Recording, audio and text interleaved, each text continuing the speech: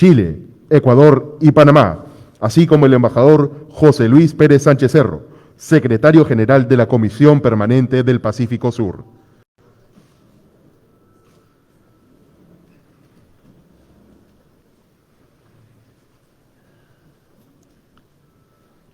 Señoras y señores, muy buenos días. Se da inicio a la ceremonia de conmemoración del 70º aniversario de la Declaración de Santiago de 1952 y de la Comisión Permanente del Pacífico Sur. Palabras de bienvenida a cargo del doctor Miguel Ángel Rodríguez Mackey, ministro de Relaciones Exteriores.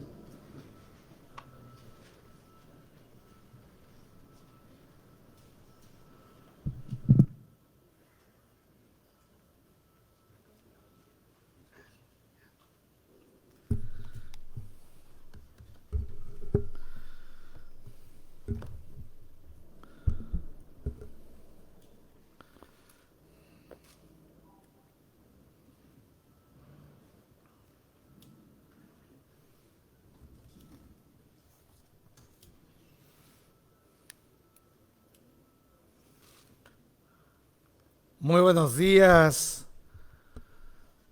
con todos y cada uno de ustedes. Señora embajadora Ana Cecilia Gervasi, viceministra de Relaciones Exteriores y jefa del Servicio Diplomático de la República. Señora secretaria general de Relaciones Exteriores, embajadora Ana Rosa Valdivieso Santa María. Señor embajador Luis Vallas Valdivieso, viceministro de Relaciones Exteriores de la República del Ecuador, gracias por estar aquí. Señora Ximena Fuentes Torrijo, viceministra de Relaciones Exteriores de la República de Chile, también, gracias. Señor Francisco José Coy Granados, viceministro de Relaciones Exteriores de la República de Colombia. Qué amable estar acá. Señora Ana Luisa Castro Novey, viceministra de Asuntos Multilaterales y Cooperación Internacional de la República de Panamá. Señor embajador José Luis Pérez Sánchez Cerro, secretario general de la Comisión Permanente del Pacífico Sur y amigo. Señores miembros, embajadores de los países miembros de la Comisión Permanente del Pacífico Sur, Chile, Colombia, Ecuador, y del Plan de Acción del Pacífico Sudeste, además, embajador de Panamá. Señores embajadores de los países acreditados en el Perú, señores miembros del Servicio Diplomático de la República, señores parlamentarios andinos que están con nosotros, académicos, señores miembros de la Policía Nacional del Perú, de las Fuerzas Armadas, embajadores, embajadoras, amigos todos, amigos de la prensa, amigos todos. Hoy es un día realmente estelar para el Pacífico Sudeste, el Pacífico Sur. Hace 70 años, 7 décadas, que la voluntad política comunitaria, primero de 3 países, Chile, Perú y Ecuador, y luego en 1979 Colombia, los 4 países constituidos en la verdadera plataforma para llevar adelante la revolucionaria tesis de las 200 millas de soberanía y jurisdicción. Invitados por Chile, una vez que se fueron constituyendo procesos muy bien afirmados de carácter unilateral. En 1947, 23 de junio, la declaración del gobierno del presidente Gabriel González Videla. Extraordinaria declaración, punto de partida en el Pacífico Sureste de esta mirada innovada, revolucionaria, debo insistir, de concebir el mar. Digo revolucionaria porque por 2000 años el mar se ha visto como un espacio de seguridad militar. El mar fue apreciado desde una perspectiva coactiva y coercitiva, donde los niveles de aprehensión del mar estaban en función del poder naval, del poder militar. El mar era de los más poderosos. El mar era de aquellos estados que tenían calidades y cualidades de hegemones en el mundo. Así se hizo por 2000 años. Pero el mundo cambia y cambian los procesos de relaciones humanas y los paradigmas también van apareciendo, van trastocando la dinámica del mundo. Y por eso, en medio de un siglo XX promovido y atareado por 2 guerras mundiales, en ese marco surge una visión distinta, innovadora, peculiar, que impactó en el sistema internacional sobre cómo mirar los mares, cómo mirar el océano. Y esa visión innovada de ser un océano con perspectiva militar pasó a otro, determinado por el carácter socioeconómico, pensando en las poblaciones de los estados costeros, en las poblaciones de los países ribereños. Esto fue extraordinario, cambió la dinámica, la cosmovisión hasta ese momento. Y eso fue el sentido y el gran legado, primero de Chile, tenemos que decirlo. Claro, habían habido declaraciones, habían habido actos unilaterales, México, Argentina, ¿cómo no? Brasil, hasta Estados Unidos con el presidente Harry Truman, también, pero no tenían la connotación de innovar la visión del mar.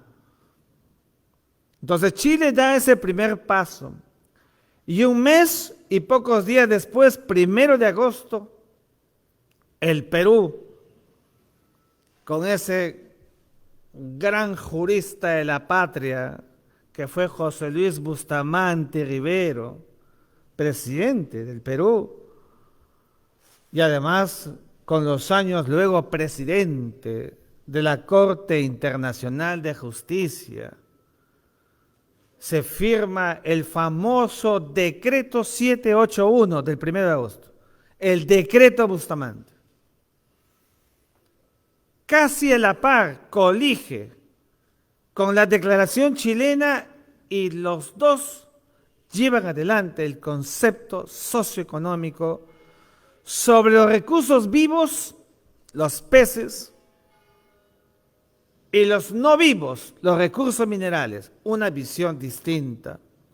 No sobre las aguas como se ha creído, no, sobre recursos vivos y no vivos.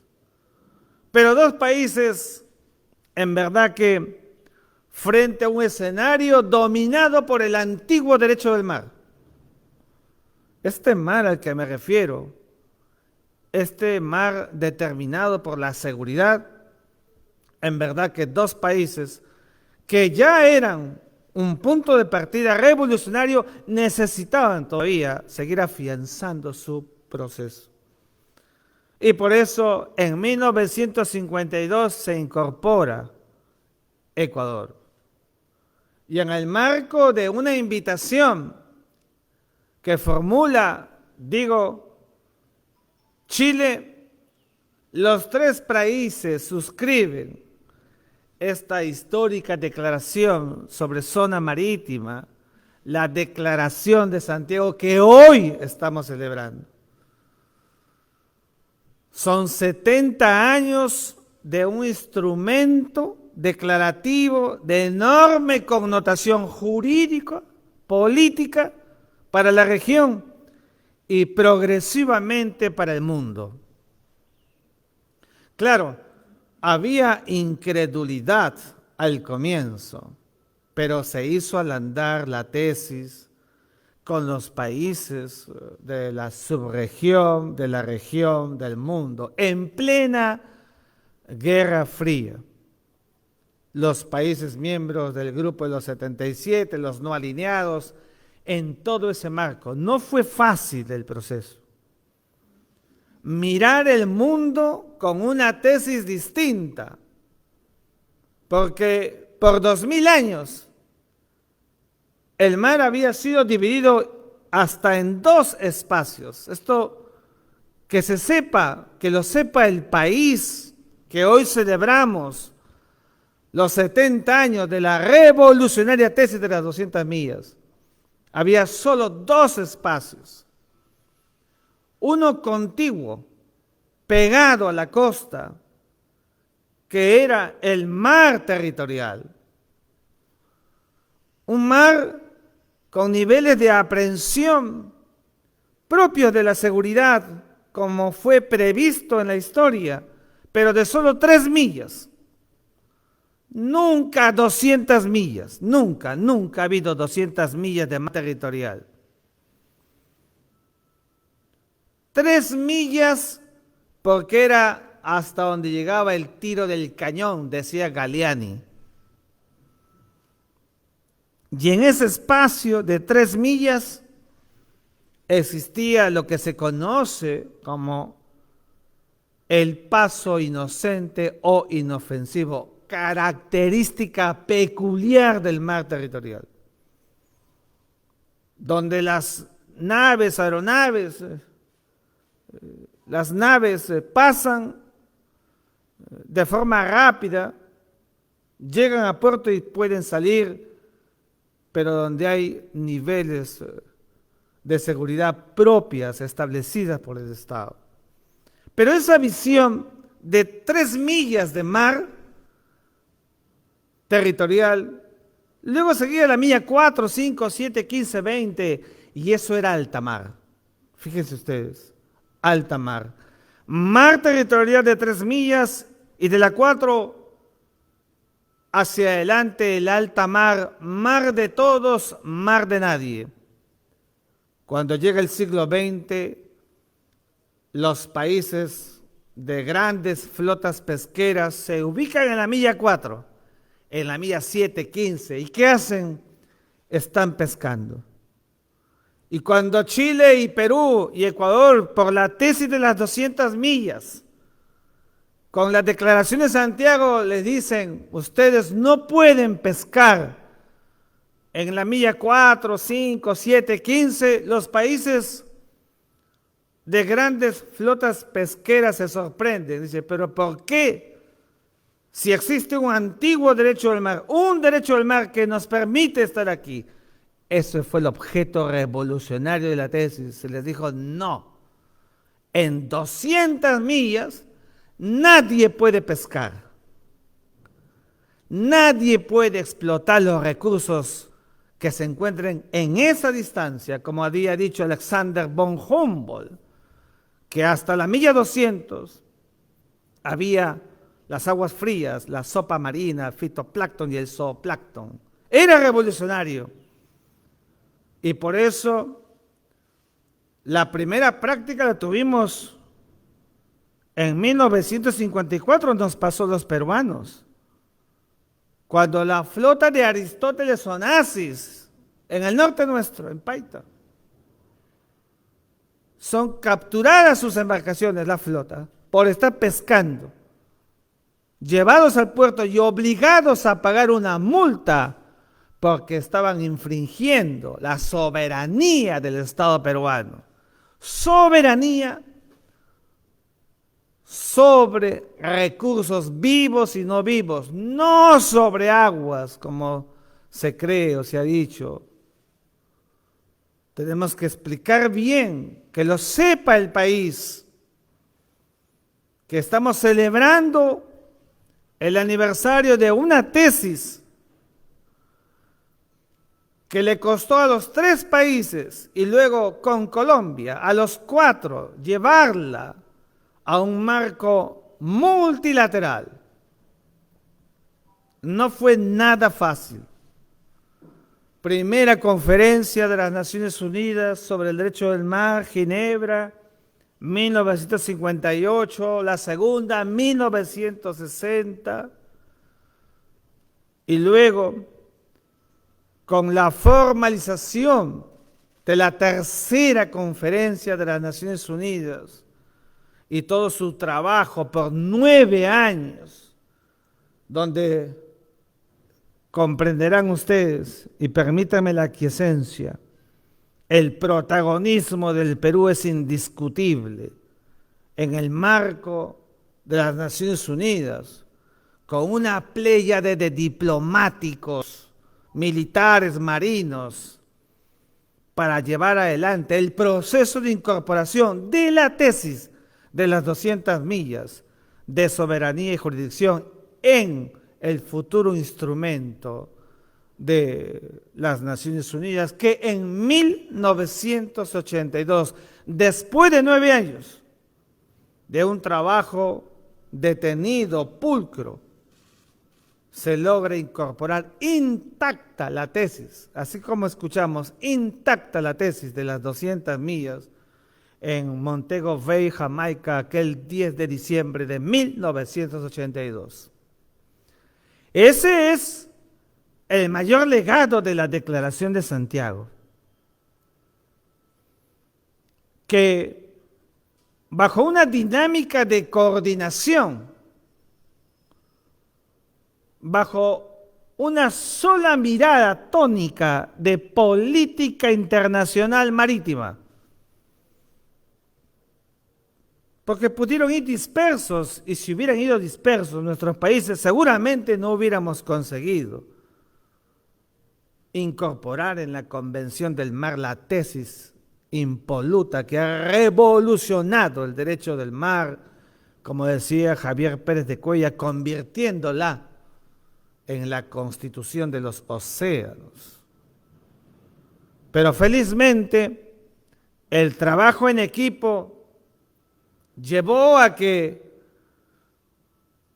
tuviéramos la consecuencia jurídica planetaria de un instrumento internacional, también hay que decirlo, al cual hoy son 168 países, estados que son firmantes, que han ratificado y que han adherido. 168 países de los 193 que tiene el mundo, o sea, una mayoría abrumadora. Eso se tiene que saber. Por eso la Declaración de Santiago, ahí está su enorme valor. Y con la Declaración de Santiago, recuerdo mucho como si fuera ayer, como mi maestro en la Sociedad Peruana de Derecho Internacional, Gonzalo Fernández Puyó, me contaba, porque formó parte de la delegación peruana acompañando al mayor internacionalista que ha producido el Perú, Alberto Ulloa Sotomayor, firmante de la declaración. Iba a la casa de mi maestro, sus ojos le brillaban cuando contaba siempre y a cada rato la experiencia de aquel 1952, 18 de agosto. Fue un acto histórico para los 4 países, para el Perú, como no, que además este nivel de coordinación llevó a que en esa misma ocasión, en esa misma oportunidad, fuera creada la Comisión Permanente del Pacífico Sur, la organización regional marítima apropiada, ad hoc, para justamente llevar este nivel de coordinación como que ha sido exitoso hasta el día de hoy, con un nivel realmente de alzada, llevando todos los ámbitos de la temática marítima al verdadero sitial que le corresponde para los intereses de los países del Pacífico Sur.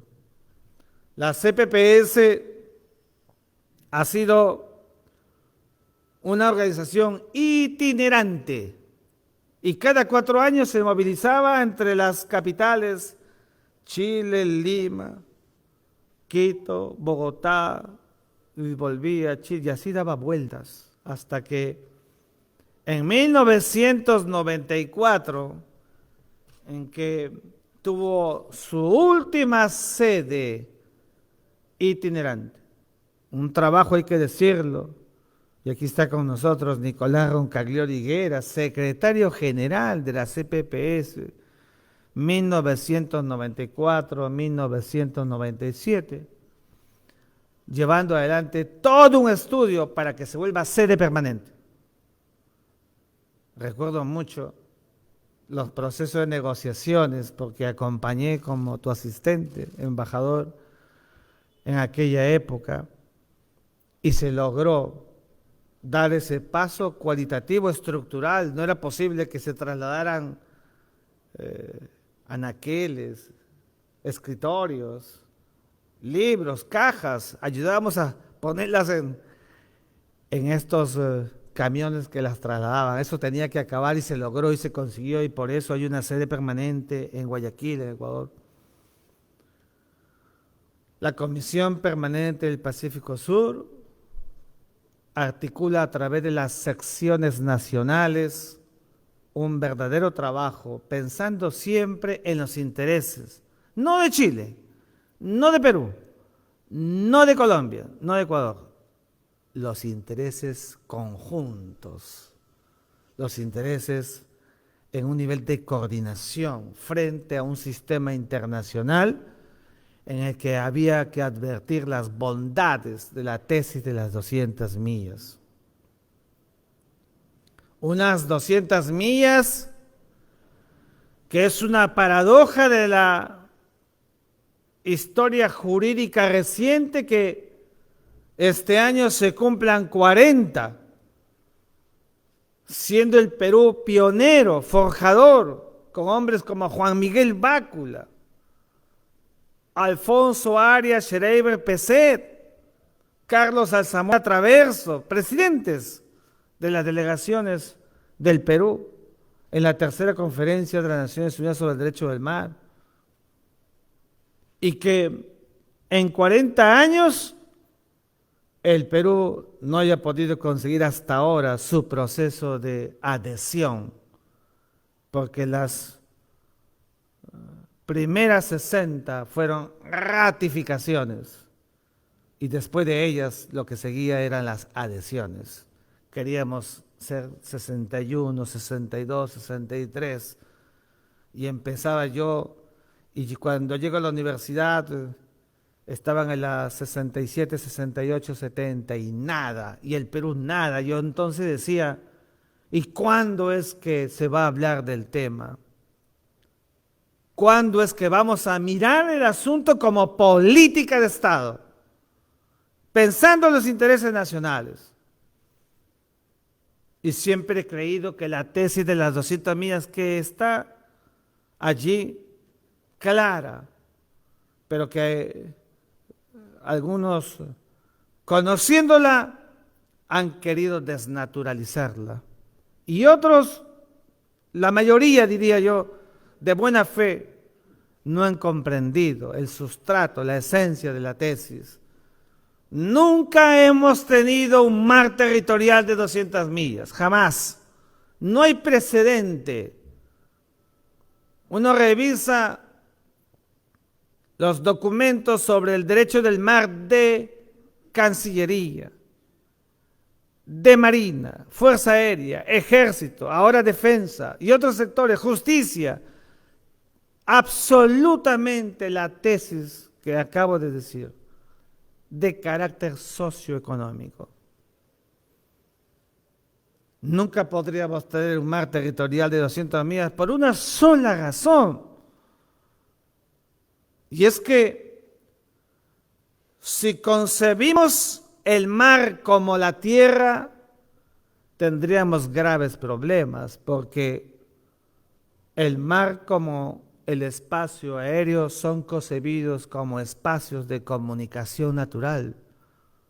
Los aviones pasan y los barcos surcan gracias al concepto de la libertad de comunicación, el concepto de la libertad de navegación, que está consagrado en el artículo 54 de la Constitución Política del Perú. Si no tuviéramos la libertad de comunicación, le explicaba a algunos alumnos, por ejemplo, si tuviéramos un mar territorial de 200 millas que no tenemos, entonces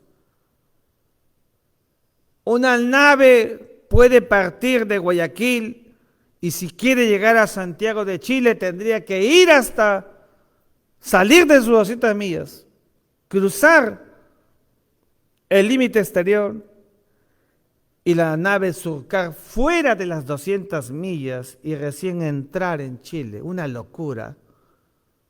Eso no existe. El mar como el espacio aéreo son de interconexión, de comunicación, y así está consagrado para todos, porque los beneficios son para todos. Hay que mirar los temas con realismo político. Siempre decía que el día, si se daba, y la oportunidad llegó, había que abordar el tema de la Convención del Mar, que, repito, recogió intacta la Declaración de Santiago, y no como otros, que por cuidar sus puestos y sus cargos, prefirieron dejarlo allí arrinconada la tesis. Para eso no se tiene poder y para eso no se gobierna. Hay que tener carácter, como le he dicho siempre, en los temas de Estado, y ser consecuente con lo que uno piensa. Si no, entonces nos convertimos en fantoches de nuestro propio libreto.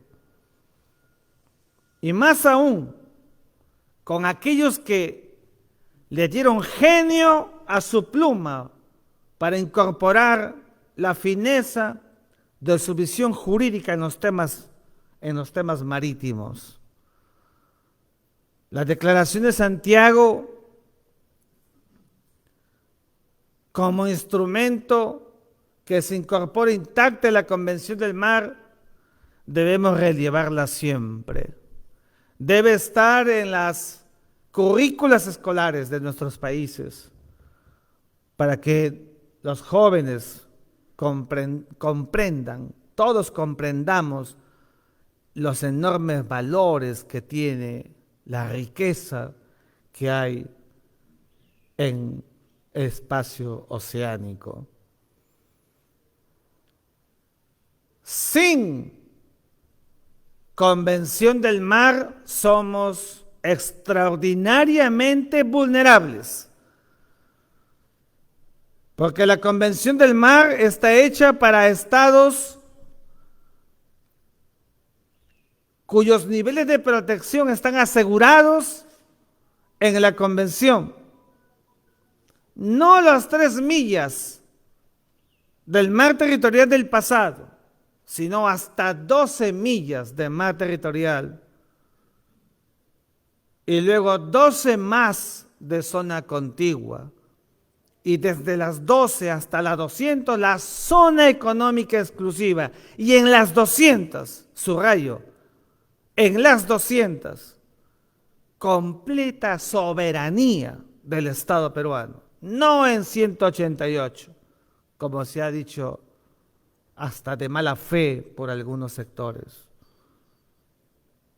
No en una porción del espacio, sino completamente en las 200 millas.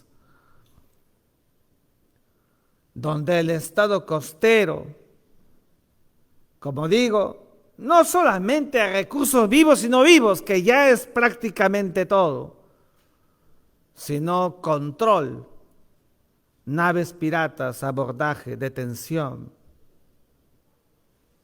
actos permisivos para colocación de cables submarinos, etcétera, etcétera.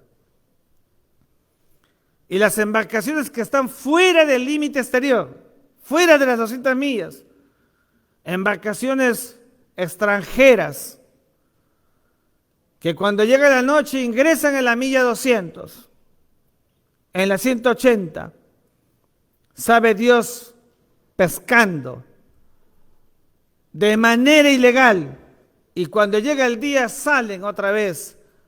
Con la constitución política no podríamos nosotros defender nuestros derechos. Por eso la Convención del Mar también tiene prerrogativas sobre el alta mar, el espacio que ya no es como antes, ese mar de todos, mar de nadie, donde uno puede iniciar actividades de pesca indiscriminada. Eso se acabó. El acuerdo de Nueva York sobre poblaciones de peces transzonales y altamente migratorios de 1995.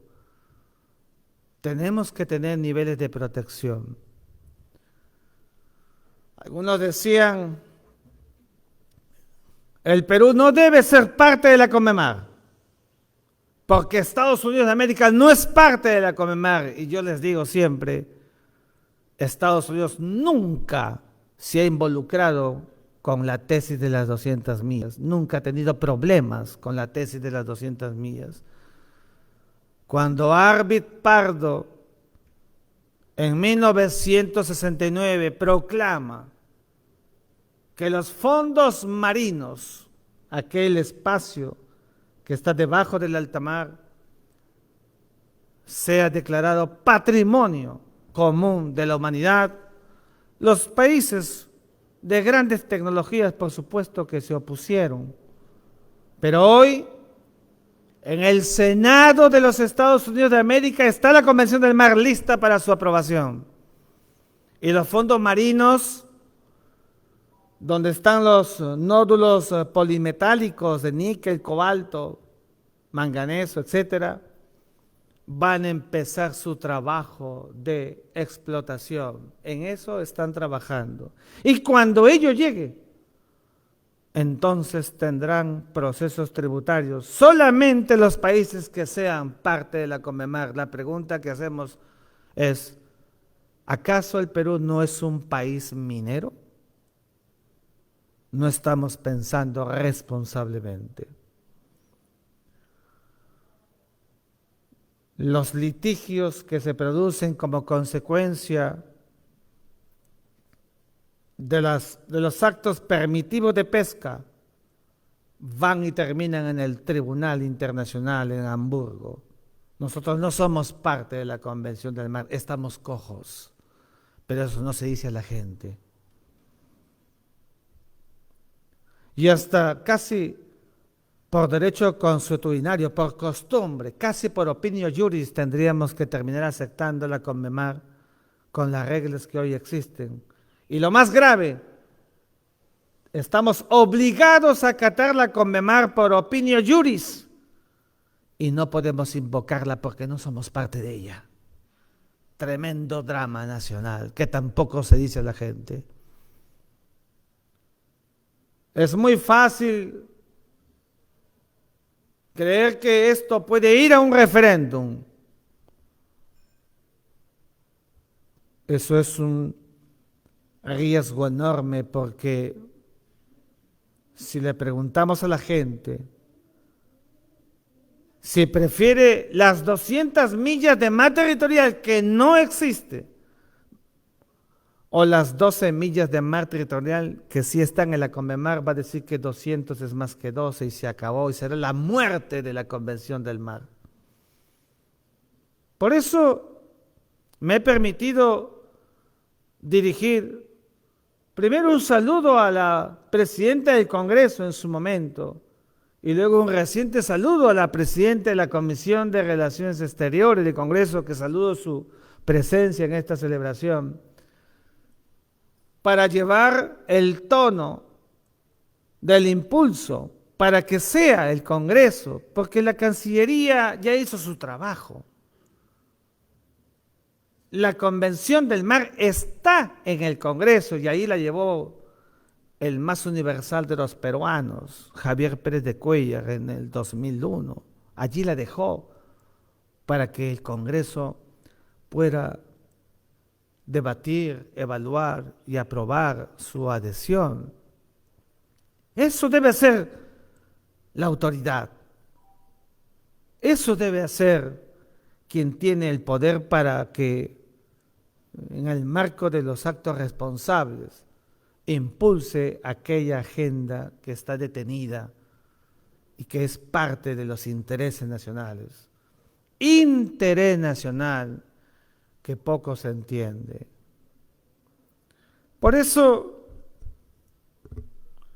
un momento como este, para celebrar los 70 años de la Declaración de Santiago, es indesligable de la Convención del Mar, de la que son parte los países amigos, de la que es parte prácticamente todo el continente, y el Perú está, en verdad, en acto marginal por una indecisión de nuestro propio frente interno. Es frustrante cómo nuestras delegaciones de diplomáticos van a las reuniones internacionales y a veces tienen derecho de voz. Nunca derecho de voto. Tremenda paradoja. ¿Qué podría estar pensando el alma de Juan Miguel Bácula, el alma y el espíritu de Alfonso Arias Schreiber, que los vi bregar por las 200 millas? ¿Qué podrían estar pensando los ejércitos de diplomáticos que han coadyuvado durante estos 40 años para que los actores políticos hicieran su parte? Es una tarea en la que no podemos desmayar.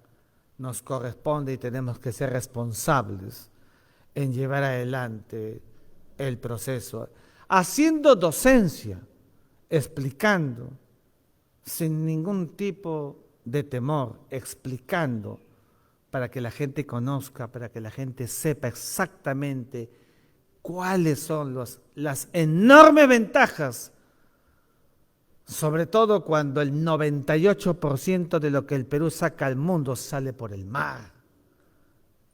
Tenemos que ser realistas.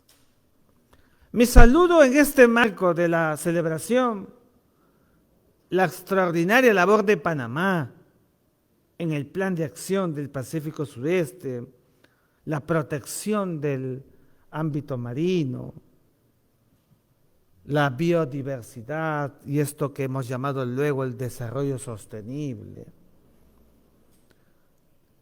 Necesitamos un planeta más colegido con el medio ambiente. Tenemos que crear sinergias para comprender que el mundo necesita conciencia medioambiental.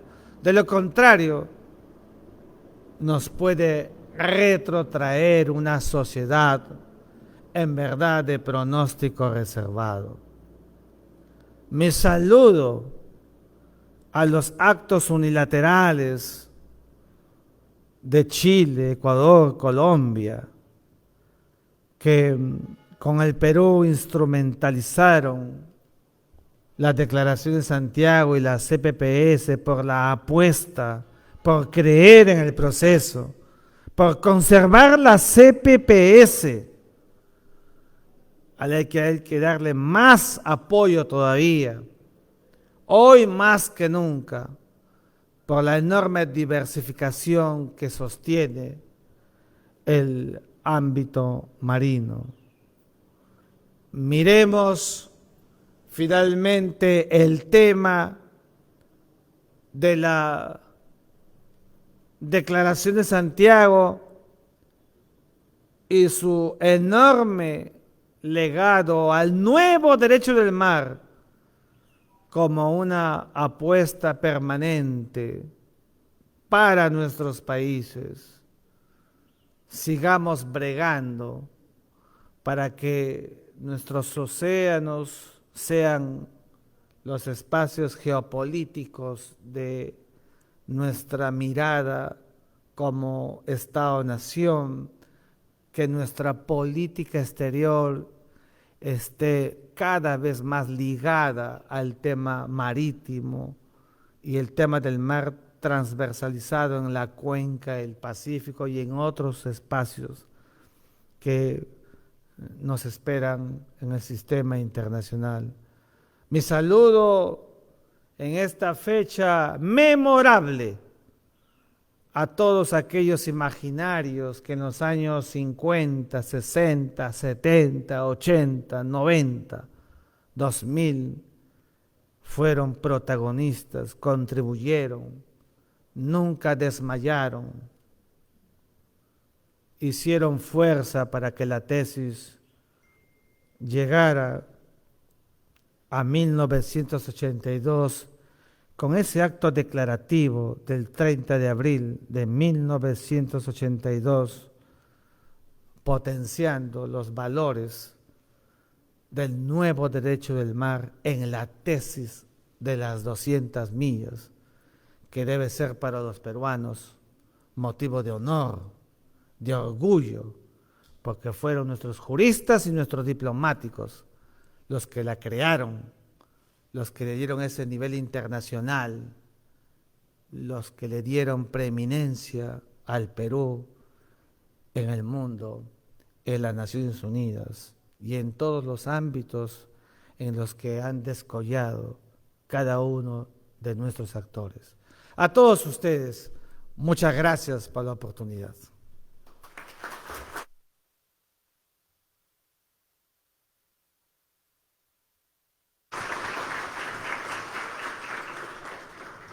Palabras del excelentísimo señor Francisco Coy Granados, viceministro de Relaciones Exteriores de la República de Colombia.